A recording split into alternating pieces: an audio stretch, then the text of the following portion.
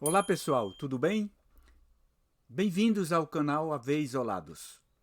Hoje conversaremos sobre os desafios e futuro dos povos indígenas isolados e de recente contato. Quer saber mais? Vem comigo!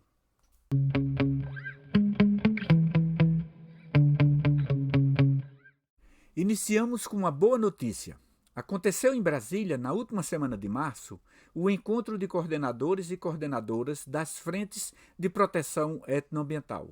Esse encontro foi produzido pela Coordenação Geral de Índios Isolados e de Recente Contato, que é uma instância subordinada à Diretoria de Proteção Territorial da FUNAI. As frentes de proteção são instâncias descentralizadas que atuam diretamente no campo. Elas têm o objetivo de implementar o sistema de proteção ao índio isolado de recente contato e também a proteção de seus territórios. Ao todo, são 11 frentes de proteção no Brasil. Como vemos no mapa, a maioria das frentes de proteção prioritariamente estão na região amazônica. Apenas a Frente de Proteção Etnoambiental AUA localiza-se no oeste do Maranhão, no Nordeste brasileiro.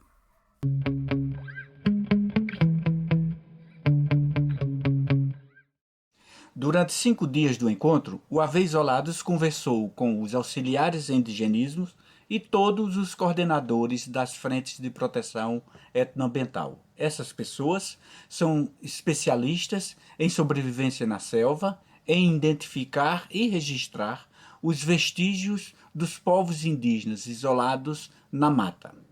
Esse conhecimento, pouco sistematizado pela academia, é adquirido na relação cotidiana com os povos originários e a própria floresta.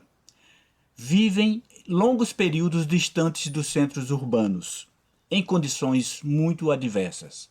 São pessoas que se especializam na relação com os povos indígenas de recente contato e buscam facilitar a conexão entre o Estado, a sociedade envolvente e a autodeterminação desses povos. Caricador, né, meu nome. Eu trabalho na frente Madeirinha Juruena com os povos Kauarriva, Tupi Kauarriva. Bom, meu nome é Rodrigo Aires, sou servidor da FUNAI há 5 anos, trabalho na frente de proteção etnoambiental Madeirinha Juruena. Meu nome é Yuri Von Veltenink, atualmente eu estou como coordenador da frente de proteção etnoambiental Cuminapanema. Eu sou Guilherme, da Outro Civieiro. Trabalho na frente de proteção etnoambiental Cuminapanema. Eu sou Elaine Maciel, coordenadora substituta da frente de proteção etnoambiental Yanomami Ecoana. Meu nome é Cleito Oliveira, trabalho na FUNAI com os povos indígenas Yanomami na frente de proteção etnoambiental Yanomami Ecoana. Trabalho na frente de proteção etnoambiental Met Xingu. Eu trabalho na FPE Met Xingu, na frente de proteção etnoambiental Met Xingu. Gutenberg Castilho dos Santos, coordenador substituto da frente de proteção etnoambiental Vale do Javari. Meu nome é Cleito Corradi, sou auxiliar em indigenismo, atualmente como coordenador da frente de proteção do Uauau. Sou o Carlos Salvador, trabalho na frente de proteção do Uauau. Meu nome é Marcelo de Souza Cavalcante, eu trabalho na frente de proteção etnoambiental Emiria Trari. Meu nome é Altair José Algaia, trabalho na frente de proteção etnoambiental Guaporé. Sou Fábio, trabalho na frente Guaporé, sou chefe de serviço da BAP Pomerê. Isaac da Silva Buquerque, hoje na qualidade de coordenador substituto da frente de proteção etnoambiental Madeira Purus. Meu nome é Daniel Canguçu, eu trabalho no sul do Amazonas, na frente da FPE Madeira Purus. Meu nome é Wagner Galo, atualmente estou como coordenador da frente de proteção etnoambiental Ivira. Então, meu nome é William, trabalho na frente de proteção etnoambiental Ivira, no Acre. Sou Daiane Peras, atualmente coordenadora substituta da frente de proteção etnoambiental AUA. Meu nome é Cleudon de Sena Mendes, eu sou o chefe de serviço da CTL AUA 1, Coordenação Técnica Local, órgão pertencente à Frente de Proteção Etnoambiental AUA.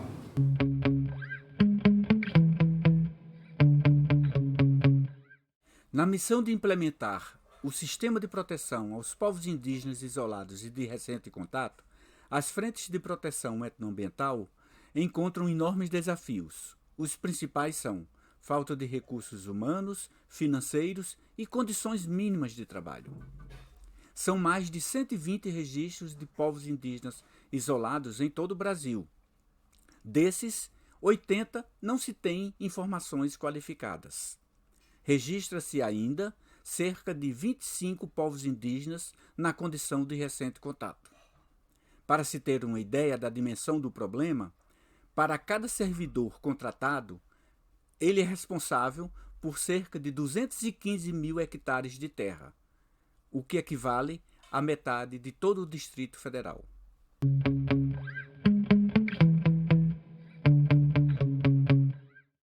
Atualmente, grande parte dos integrantes das frentes de proteção etnoambiental são indígenas, mas com contratos temporários.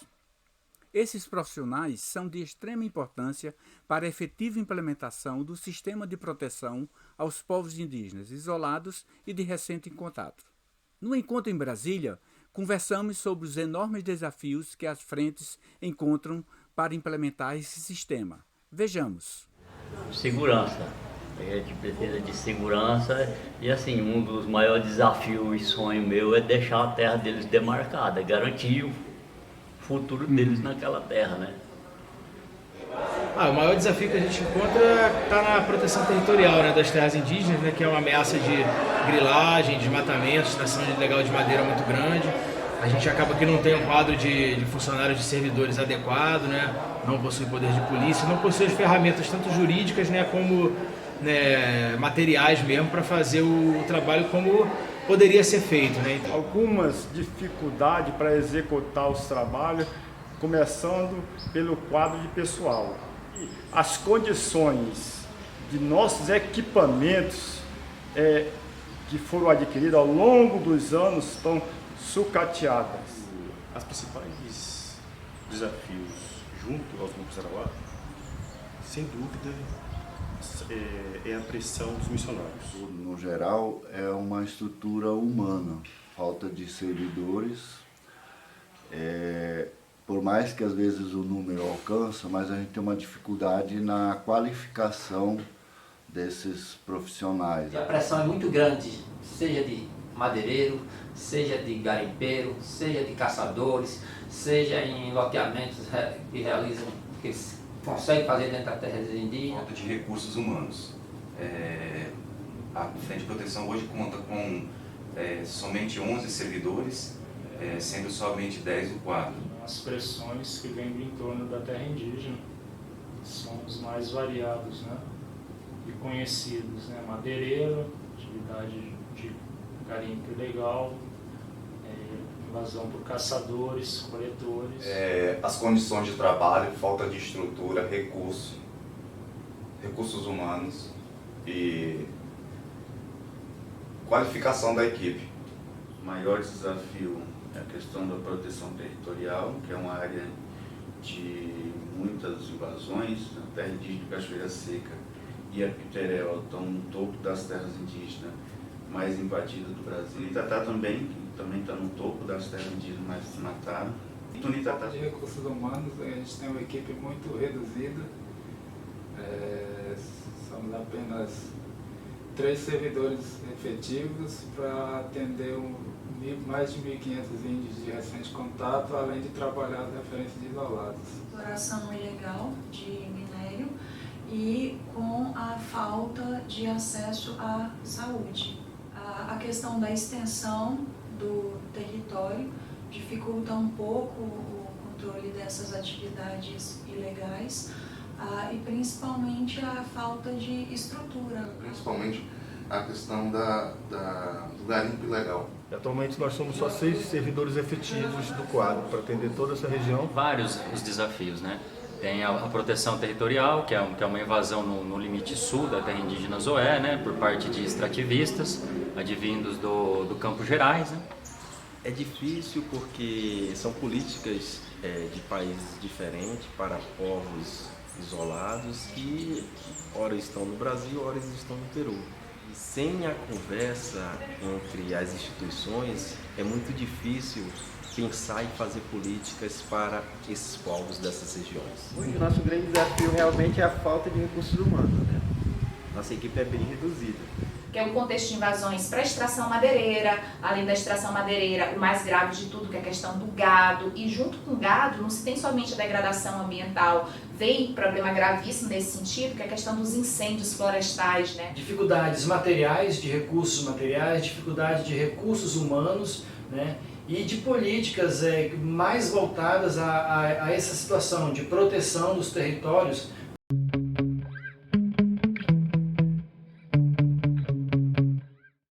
Se os servidores do Estado encontram desafios para garantir a integridade dos povos indígenas isolados e de recente contato, imagine esses povos que vivem sob constantes ameaças dos invasores. Vejamos alguns desafios vivenciados por esses povos. Penso um pouco no massacre. Tiveram um desafio enorme de se protegerem. E foi um tipo... Não era nem se proteger tanto, meio que foram se refugiando. A alternativa não foi aí o confronto, foi tentar achar um meio de se esconder. A população muito vulnerável ainda do ponto de vista sanitário, então sempre a gente faz o máximo possível para evitar a retirada para atendimento médico. E isso demanda naturalmente toda uma infraestrutura, né, logística e estrutura física mesmo de atendimento à saúde. Principalmente a falta de assistência, né, no momento. É bem complicado conseguir atender toda essa população que hoje gira em torno de 32 mil pessoas. Da mineração ilegal e a questão principalmente agora dessa problemática com a questão humanitária mesmo, a questão de saúde na terra indígena humana. Da pressão de grileiros, invade a terra deles, coloca-os em situação de risco.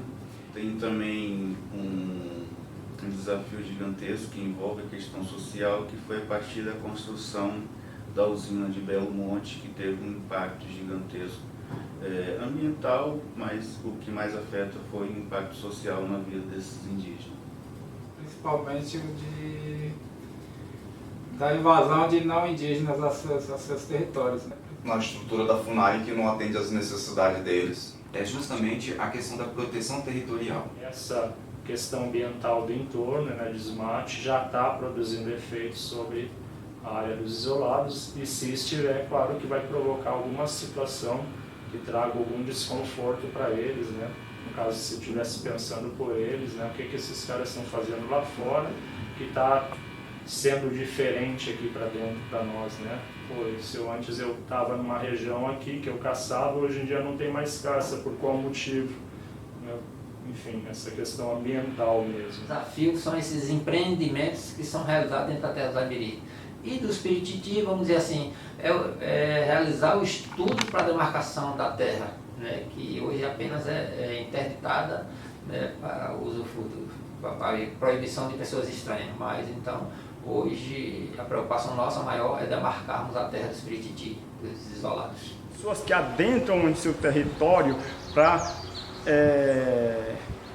a retirada de produtos naturais, por exemplo, seja caça, seja madeira, seja pesca ali dentro. Então, o risco que eles correm, então, além do contato dentro de uma atividade dessas ser preocupante, é também a preocupação de disseminação de doenças com aqueles povos. Então, a perda de território, saber que eles já perderam muitos locais de coleta de alimento, onde eles extraíam flechas, onde extraíam a taboca, e saber que cada vez mais eles estão vivendo em ilhas de matas totalmente cercadas, né, de madeireiros.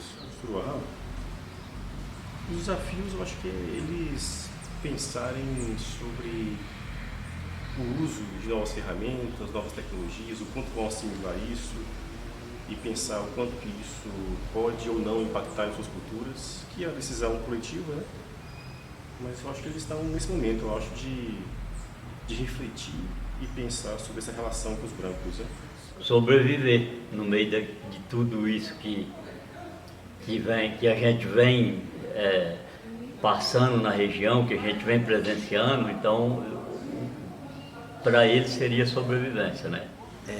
Nessas regiões, principalmente a questão do narcotráfico, né, que já houve prisões de um narcotraficante na base Chiane, região de fronteira. Acho que a proteção territorial deles, né? Eles tendo o território deles mantido, eles conseguem ter a sobrevivência, né? Os desafios são inúmeros, né? O quadro de vulnerabilidade é enorme, não é só territorial, tem pressão, né, de vários grupos, mas além da vulnerabilidade territorial, tem a vulnerabilidade epidemiológica, tem a própria vulnerabilidade demográfica. Os desafios que eles enfrentam, por serem de um contato recente, eles ainda não dominam muito os nossos códigos e nem precisam dominar porque eles têm autonomia para isso. Mas como eles vivem envoltos em uma sociedade, há necessidade de dominar esses códigos e esse pouco domínio acabam deixando ele à mercê de pessoas que tiram vantagens.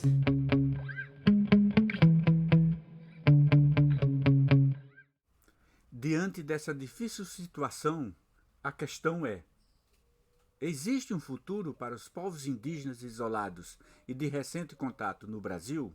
Os isolados eu acho que já conquistaram o espaço melhor, os de recente contato ainda ficam, penso eu assim, que ainda tem uma luta grande pela frente para conquistar todos os direitos que a gente tem já na nossa Constituição, nos nossos direitos. Para eles conquistarem isso ainda falta muito na área da saúde, na área da educação, de eles terem esse espaço de cobrarem isso. Ainda fica muito para o Estado fazer esse papel para eles. Se o trabalho continuar sério naquela região, com pessoas sérias, né? Porque uma hora a gente sabe que vai ter que parar, nós não somos eternos. Se a galera que substituir a gente der continuidade no trabalho que a gente vem fazendo, com certeza eles não vão desaparecer assim muito fácil, não. Acho que deve existir, né? A gente deve lutar para isso, né? Não só futuro, como presente, principalmente, né? Acho que o nosso desafio é que deva existir, né? Porque eu acho que o futuro do Brasil, não só do Brasil, como do planeta, especificamente, na verdade, da humanidade, né? Está ligado, né, aos povos indígenas isolados. Né? Nós temos muita esperança, né, nesse processo de extrusão e na ampliação do atendimento à saúde. E a gente espera melhorar a condição de vida dessa população, entregando para eles um ambiente mais seguro, para que eles realmente possam usufruir disso conforme é previsto na nossa legislação. Isso vai depender muito do trabalho que a FUNAI vai desenvolver, né, ao longo desses anos. Depende muito de um trabalho da FUNAI específico, um programa, um projeto que atende esses indígenas de forma mais adequada. Dependeria muito, né, e passa diretamente por políticas públicas eficazes, né, que pudessem mudar um pouco essa realidade, principalmente de proteção territorial, de um atendimento também mais específico para esses povos de recente contato, algum tipo de programa que pudesse atender suas principais demandas e carências, né? A gente está muito esperançoso, né, com essa nova gestão na FUNAI, e a gente acredita que sim, né, que a gente vai conseguir desenvolver um bom trabalho. Essa questão da indígena, né, o movimento indígena e a sensibilização das frentes, da CEGIP também, em relação aos isolados, eu acredito e vejo o futuro, sim. No nível de uma capacidade, né, de estar fazendo essa proteção desse território. Sim, o Isamiri e a Troari, podemos dizer que são considerados, né, um povo bem avançado, né, tecnologicamente, né, já se sabe se relacionar com a comunidade, nossa comunidade. Eu acredito que haja um propósito sim, para esses povos, que é os povos a qual a gente escolheu para poder atuar? De proteção mesmo, né? Hoje eles já são reconhecidos, né? E de sobrevivência, né? O futuro é assim, esse povo ficar mais empoderado, ter maior autonomia e conseguir, né, manter o seu modo de vida, que eu acho que é o maior desafio. Né? E como enxergar esses povos, né, que ainda vivem de uma maneira que preserva seu meio ambiente, questões culturais, né, formas de vida e tal. Então, esse é o desafio da sociedade envolvente, enxergar nesses povos uma riqueza e uma forma de se organizar que é possível, né?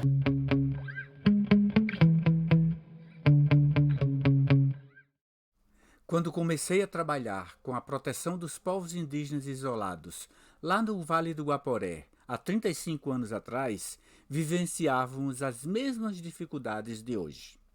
Os povos indígenas isolados vivem dia e noite fugindo das ameaças dos madeireiros, garimpeiros, caçadores, pescadores, grileiros e missionários fundamentalistas que tentam confiscar suas almas e terras.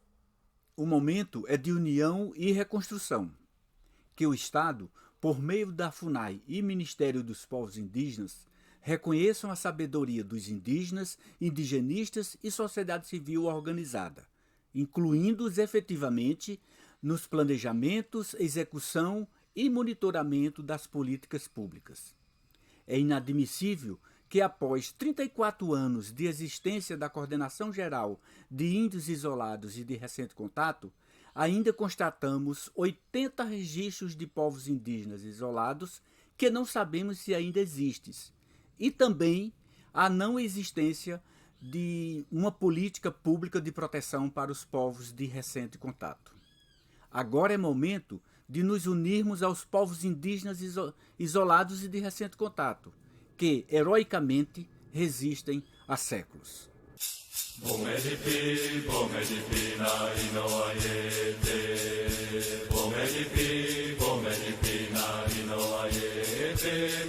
Mambo